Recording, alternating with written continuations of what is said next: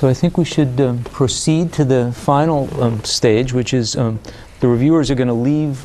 You're going to leave your comments with Mary Grace and me, and we're going to bring Kim back in, and the three of us are going to huddle. And but first, before you leave, Mary Grace is going to sort of test her sense of what what we might say by way of summary.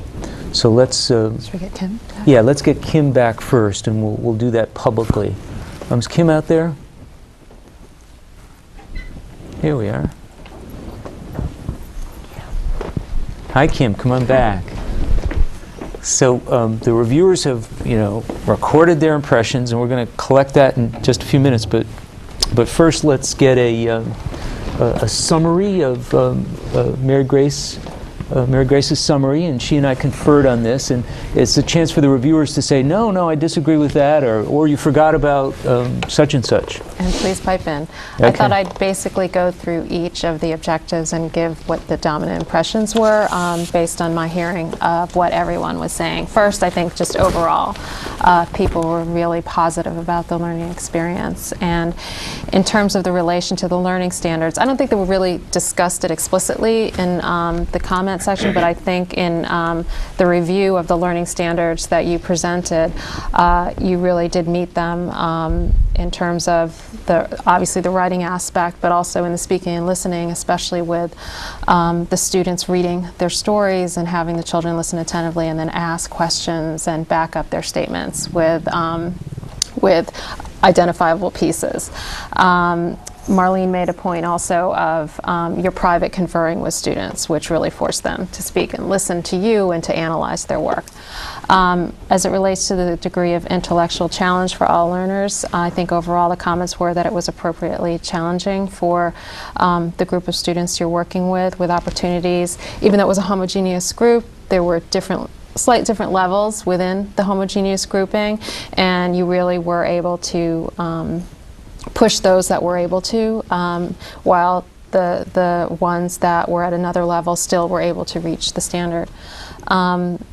As per the assessment plan, it was quite detailed. David had brought up the idea of perhaps incorporating into the assessment plan basically analysis of the structure of the narrative arc.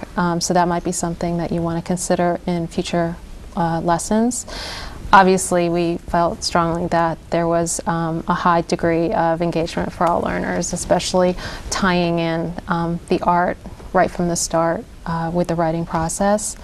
And finally, with regard to replication potential, I think we all agree that, especially at higher grade levels with certain adaptations, it can really work, not just for the younger elementary students, but even Helena was mentioning her work with high school students and how she's already thinking of how to adapt to her work in that grade level.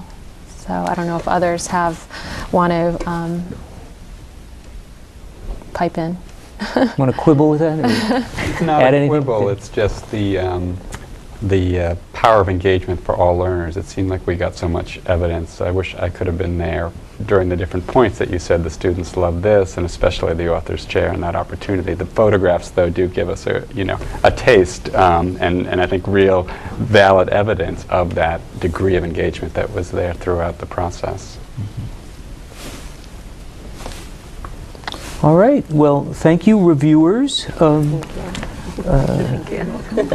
Thanks for joining us and offering such good review, don't you think? Yes.